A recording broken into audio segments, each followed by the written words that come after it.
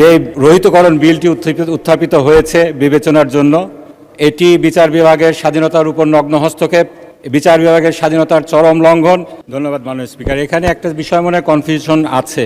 মাননীয় স্বরাষ্ট্রমন্ত্রী যেটা বললেন এটা ফার্স্ট রিডিং না, এটা সেকেন্ড রিডিং মাননীয় স্পিকার। এখানে ৭৮ বিধিতে আপনি 2 মিনিট দিতে বাধ্য না, এটা আপনি যে কোনো সময় আরও টাইম বাড়িয়ে দিতে পারেন। মাননীয় স্পিকার, যে রহিতকরণ বিলটি উত্থাপিত হয়েছে বিবেচনার জন্য, এটি বিচার বিভাগের স্বাধীনতার উপর নগ্ন হস্তক্ষেপ, বিচার বিভাগের স্বাধীনতার চরম লঙ্ঘন, ফ্যাসিবাদী কায়দায় নিম্ন আদালতকে ব্যবহার করে বিরোধী মত দমনের আয়োজন চলছে। মাননীয় স্পিকার, এই বিলটি এখনো পাশ হয়নি, বিবেচনার জন্য উঠেছে। এখনো আমাদের নিম্ন আদালত উচ্চ আদালতের অধীনে স্বাধীন বিচার বিভাগ হিসাবে কাজ করছে। তারপরও আমরা দেখেছি নিম্ন আদালতের বিচারকরা যখন স্বাধীন বিচার বিভাগের পক্ষে অবস্থান নিয়েছে, আইন মন্ত্রণালয় থেকে তাদেরকে শোকজ করা হয়েছে। মাননীয় স্পিকার, তারা আইন মন্ত্রণালয়ের আন্ডারে ম্যাজিস্ট্রেটকে নিম্ন আদালতকে নেওয়ার আগেই যদি এই আচরণ প্রকাশ করতে পারে, মাননীয় স্পিকার, আমরা দেখেছি সেই ফ্যাসিবাদী আমলে কি হয়েছে, অতীতে কি হয়েছে।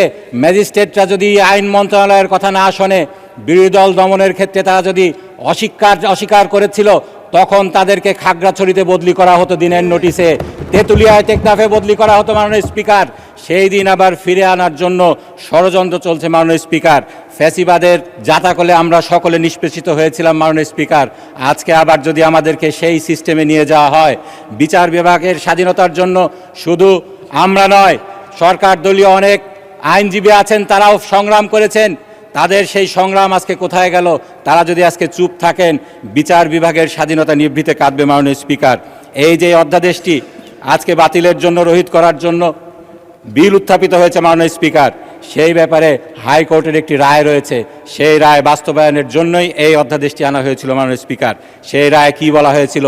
সেই সাদ্দাম হোসেন ভার্সেস বাংলাদেশ, সেখানে 1972 সালের অরিজিনাল সংবিধানের 116 অনুচ্ছেদ, যেটাকে বারংবার সংশোধন করে বিচার বিভাগের স্বাধীনতাকে খর্ব করা হয়েছিল, সেটাকে অসাংবিধানিক ঘোষণা করা হয়েছিল। এবং সেখানে বলা হয়েছিল 1972 সালের মূল সংবিধান 116 অনুচ্ছেদটি স্বয়ংক্রিয়ভাবে পুনরুজ্জীবিত এবং পুনঃপ্রতিষ্ঠিত, রিভাইভ এবং রিস্টোর্ড হবে। সেখানে মাননীয় স্পিকার কি বলা হয়েছিল?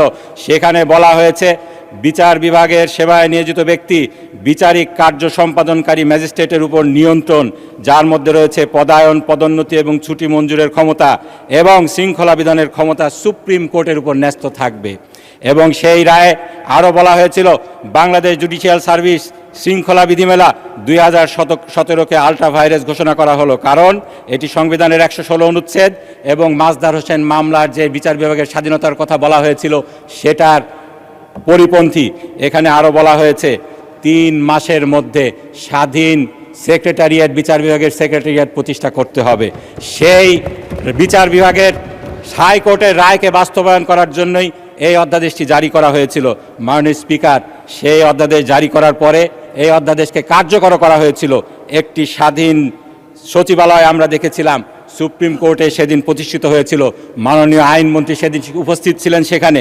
আজকে তিনি কিভাবে আবার সেটাকে ফিরিয়ে নেওয়ার জন্য, রহিত করার জন্য বিল আনেন, আমাদের বোধগম্য হয় না। মাননীয় স্পিকার, সেই রায় বাস্তবায়িত হয়ে গিয়েছে, সুপ্রিম কোর্ট সচিবালয় প্রতিষ্ঠিত হয়ে গিয়েছে। সেখানে রায়টি স্টে হওয়া কিংবা ডিসমিস হওয়া ছাড়া এটিকে বিলুপ্ত করা, সেই সচিবালয়কে বিলুপ্ত করার জন্য বিল আনা বিচার বিভাগের স্বাধীনতার নগ্ন হস্তক্ষেপ এবং আদালত অবমাননার শামিল। মাননীয় স্পিকার, আমরা এখানে অনেক কথা বলতে পারি, আমাদের ইনডেমনিটি আছে, আমাদের দায় মুক্তি আছে, কিন্তু এ কথা বলার কোনো সুযোগ নেই। আমাদের এই সংবিধান সার্বভৌম, আমরা আদালতের রায় মানতে বাধ্য নই, এমন কথা কিন্তু এই সংসদে বলা হয়েছে। এই কথাটি সম্পূর্ণ অযৌক্তিক এবং অসত্য। এর মাধ্যমে জাতিকে মিসলিড করা হচ্ছে। আমার মাননীয় সংসদ সদস্য জনাব আবুল হাসনাত অনেক কথা বলতে চেয়েছিলেন, তিনি বলতে পারেননি। তারপর মাননীয় যে আইনমন্ত্রীকে সময় দিয়েছেন, তিনি অনেক বিষয়ে মিসলিড করেছেন। যে বিষয়ে এর আগে মিসলিড করা হয়েছে তার একটি ছিল সংবিধানের এই আমাদের সংসদের সার্বভৌমত্ব। আমি একটি বইয়ের রেফারেন্স দিতে চাই, বাংলাদেশ জাতীয় সংসদ, ডক্টর মহিউদ্দিন। সেখানে তিনি সার্বভৌমত্ব নিয়ে কি লিখেছেন, সেখানে তিনি একটি কোর্টের রেফারেন্স দিয়েছেন।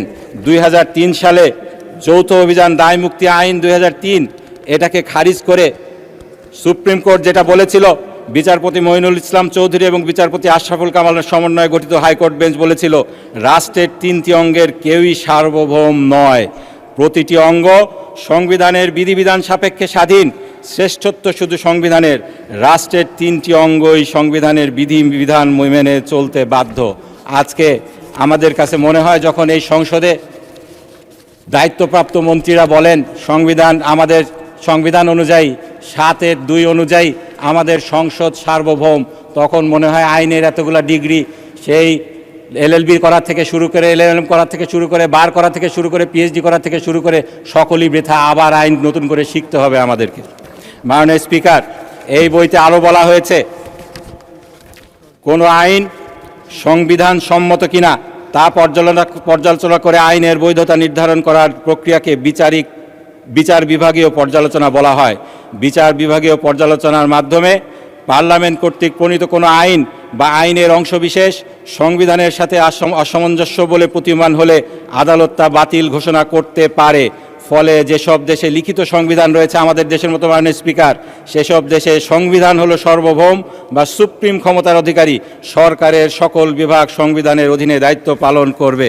মাননীয় স্পিকার, সেখানে আরও বলা হয়েছে কোনো আইন সংবিধানের সাথে সাংঘর্ষিক হলে সেটা স্বতঃস্ফূর্তভাবে বাতিল হয় না, এর জন্য রাষ্ট্রের কোনো নাগরিককে উচ্চ আদালতের সংশ্লিষ্ট আইন বা আইনের ধারা চ্যালেঞ্জ করে রিট করতে হয়।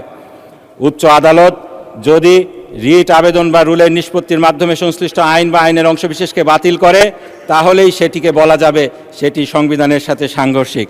মাননীয় স্পিকার, এই যে রহিতকরণ বিলটি আনা হলো, এখানে আমাদের বিচার বিভাগের উপরে, তাদের স্বাধীনতার উপরে নগ্নভাবে হস্তক্ষেপ করা হয়েছে। এই ব্যাপারে 16 সংশোধনীর মামলায় সুপ্রিম কোর্ট যে কথাগুলো বলেছিল, আমি সে কথাগুলো একটু কোট করতে চাই। মাননীয় স্পিকার, সেখানে বলা হয়েছিল বাংলাদেশের গণপ্রজাতন্ত্রী সংবিধানের কাঠামোর অধীনে রাষ্ট্রের 3টি অঙ্গ সংসদ, নির্বাহী ও বিচার বিভাগ সমান গুরুত্ব এবং মর্যাদার অধিকারী। কোনো অঙ্গই কোনোটির অধীনস্থ নয়, কিন্তু 16 সংশোধনীর মাধ্যমে বিচার বিভাগকে অন্যান্য অঙ্গের অধীনস্থ করার চেষ্টা করা হয়েছে, যা স্বয়ংক্রিয়ভাবেই ইপসো ফ্যাক্টো অর্থাৎ অসাংবিধানিক, একই সাথে অনাকাঙ্ক্ষিত এবং অগ্রহণযোগ্য। মাননীয় স্পিকার, এই যে রহিতকরণ বিলটি করা হলো, যেই বিলের মাধ্যমে সংবিধানের 116 অনুচ্ছেদ, যেটা স্বয়ংক্রিয়ভাবে পুনঃপ্রতিষ্ঠিত হয়েছে, যেখানে আমাদের সর্বোচ্চ আদালতকে নিম্ন আদালতের শৃঙ্খলা বিধানের দায়িত্ব দেওয়া হয়েছে, সেটাকে ডিফাই করে যে নতুন রহিতকরণ বিল করা হচ্ছে, নিচের কোর্টের শৃঙ্খলা বিধানের দায়িত্ব আবার আইন মন্ত্রণালয়ের আন্ডারে দিয়ে দেওয়া হচ্ছে, এই বিষয়টি সম্পূর্ণভাবে অসাংবিধানিক এই 16 সংশোধনীর রায়ের মাধ্যমে। সুতরাং এটাকে কোনোভাবেই মাননীয় স্পিকার পাশ করা যাবে না। এই বিষয়ে আপনার একটি ক্ষমতা রয়েছে মাননীয় স্পিকার, এই সংসদের একটি ক্ষমতা রয়েছে, জনমত যাচাইয়ের জন্য আপনারা 77 বিধি মতো দিতে পারেন। এখনও 2 দিন সময় রয়েছে। উন্নতর প্রযুক্তির মাধ্যমে আমরা অনলাইনের মাধ্যমে, ফেসবুকের মাধ্যমে এই বিষয়ে জনমত নিতে পারি। আপনারা যদি এতই কনসার্ন হয়, বিষয়টিতে জনমত যাচাই করে দেখুন জনগণ কি বলে। মাননীয় স্পিকার, এইরকম নজির কিন্তু আগেও রয়েছে। আপনি 5ম জাতীয় সংসদে ছিলেন, সেই সময় যেই 12তম সংশোধনীর বিলটি আনা হয়েছিল, সেই বিলটিকে কিন্তু জনমত যাচাইয়ের জন্য দিয়ে দেওয়া হয়েছিল। এই বিষয়ে মাননীয় স্পিকার আরেক যদি 2টি কথা বলতে চাই। এই বিষয়ে জুলাই সনদে আলোচিত হয়েছে সংসদের সেপারেট সচিবালয়ের বিষয়ে, সেখানে জুলাই সনদে বিএনপি কোনো নোট অফ ডিসেন্ট দেয়নি। 31 দফাতেও তারা তাদের যে বাংলাদেশ, নতুন বাংলাদেশ গড়ার স্বপ্ন জাতিকে দেখিয়েছে, সেখানেও তারা বিচার বিভাগের স্বাধীন সচিবালয় প্রতিষ্ঠার করার কথা বলেছে। আজকে কেন তারা সেটা রহিত করার বিল আনছে? এর মাধ্যমে কি জনগণের সাথে প্রতারণা করা হচ্ছে না? মাননীয় স্পিকার, এখানে আমাদের আইনমন্ত্রী যখন কথা বলবেন, আমি তো জবাব দিতে পারবো না। তিনি একটি কথা বলবেন, সংবিধানের 103(2) ক মোতাবেক সার্টিফিকেট ইস্যু করেছে হাইকোর্ট, এর মাধ্যমে উনি বলার চেষ্টা করবেন হাইকোর্টের রাইট স্টে হয়ে গিয়েছে। এটি মোটেও সত্য নয় মাননীয় স্পিকার। এটা যদি তিনি বলেন, তাহলে জাতিকে তিনি বিভ্রান্ত করার চেষ্টা করবেন। এই রাইট স্থগিত হয়নি। 103(2) ক অনুযায়ী যদি সার্টিফিকেট ইস্যু করা হয়, সেক্ষেত্রে শুধুমাত্র লিভ গ্র্যান্টিং অর্ডার লাগে না, সরাসরি অ্যাপিলেট ডিভিশনে শোনা হবে। কিন্তু কোনোভাবেই আমি এই যে হাইকোর্টের বাইবেল বলে তিনি যে সাংবিধানিক লর বাইবেল বলে যে বইটিকে বলেছেন, সেই বইয়ের গোটা 103 চ্যাপ্টার আমি দেখেছি। এখানে যে কেসগুলো রেফার করা হয়েছে সেইগুলো দেখেছি। আমাদের যারা সিনিয়র আইনজীবী আছেন তাদের সাথে কনসাল্ট করেছি, এটিকে যতক্ষণ পর্যন্ত না স্টে করা হচ্ছে এই রায়টি স্টিল ইন অপারেশন এবং এটার মাধ্যমে এটা রায়ের এক্সিকিউশন হয়ে গিয়েছে। সুতরাং